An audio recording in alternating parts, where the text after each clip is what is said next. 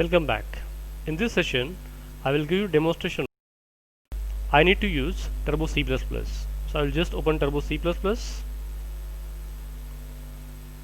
and I need to open a file with some name.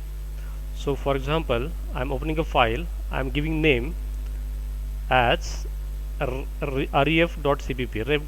For example, save as ref.cpp. Right. So I create new file. To make a screen of full size, I need to press F5.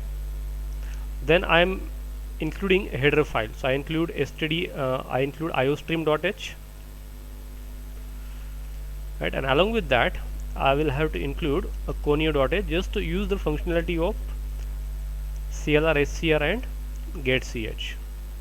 Right, as we have already discussed, CLR, SCR is used to clear output screen and getch is used to hold the output screen. Then I type main, and in that I will declare a variable. Let's say I am declaring a variable with name num and value of num is 10. Right, then I will see what I am trying to do. I just want to display the value of num as well as address of num.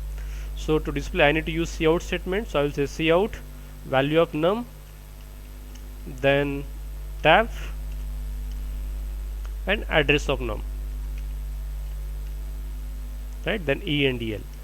Then I will use getch and then I will write return statement. So as we have written the return type of main as an integer, so last statement has to be return 0. So I just type this code. I will now compile. So to compile, we know shortcut key is Alt plus F9. So I will compile this and then I need to run it. So I am running this code. So I am getting output as 10 and its address of the variable. So I am getting the address of num. So it is showing hexadecimal address. Now I am going to make certain changes in the code. So what changes I am going to make? I will have one more variable now. Let's say I am declaring one more variable. Let's say int, not here.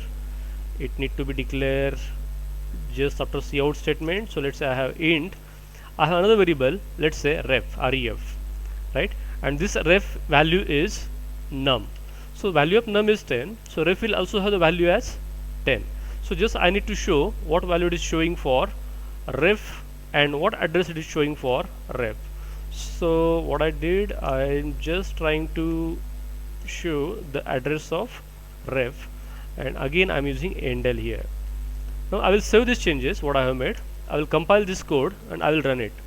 Now if you look, although I am getting same value, that is 10, but the address of ref and num is different now. So address of ref is something like 0x8ff and last is ff4, and for num is it is ff2. So thing is that although I am declaring a variable of type integer and I am copying a value of that variable into some other variable, in either case it is showing value as a 10 and address is different because the value is getting copied. Fine.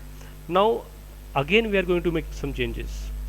Now instead of ref being a normal variable, I want to declare the reference. So in C++, whenever we have to declare reference variable, the syntax has to be data type space ampersand reference name equal to the referent name. So what I will do here, I will use ampersand. It means ref is a reference for the existing variable num. Right. So that is now see what will be the impact on the output of this statement. I will save this. I will compile this code and I will run it. If you see here, although they are having value as a 10, their address is also same.